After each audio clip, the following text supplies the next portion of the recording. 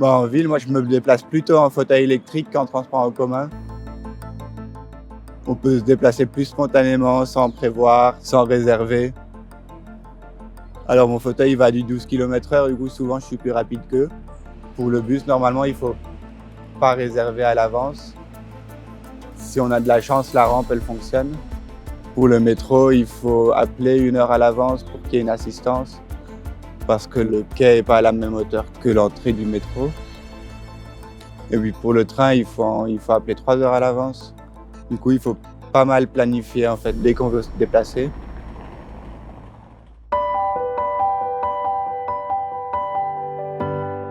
Ma revendication principale pour l'accessibilité dans les transports en commun, c'est de pouvoir être autonome.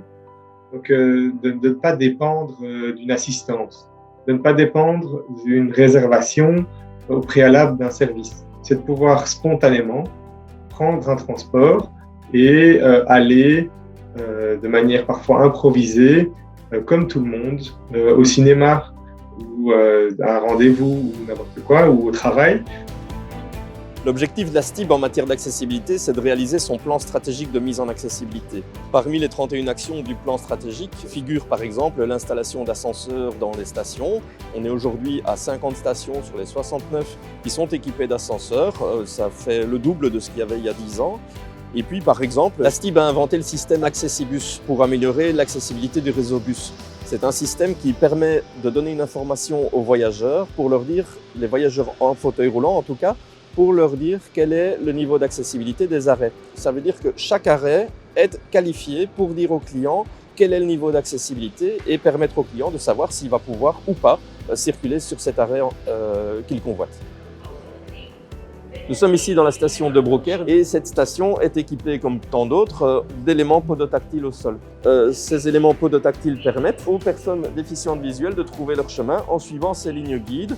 Ça nécessite évidemment qu'elles se déplacent dans la station avec un accompagnateur pour d'abord apprendre le chemin avant d'être autonome.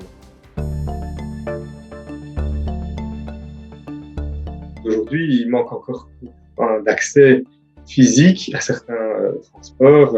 Le tram, ça se développe, mais aujourd'hui, c'est quand même pas encore la panacée. Il y a évidemment, j'en parlais, tout ce qui est communication, clarifier un peu les choses, s'orienter dans les grandes stations. Il y a quand même encore pas grand-chose à ce niveau-là.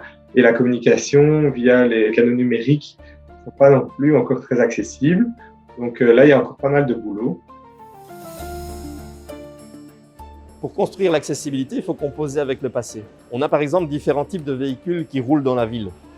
Certains de ces véhicules ne sont pas encore accessibles. Et donc, dans le plan stratégique d'accessibilité, on prévoit d'aller chercher les données dont nous disposons déjà, en fait, mais chercher ces données pour les construire dans une plateforme qui permettrait à une application mobile d'aller les rechercher pour mieux communiquer vers nos clients et leur dire quel est le type de véhicule qui est en approche, quel est son niveau d'accessibilité et son niveau d'occupation aussi.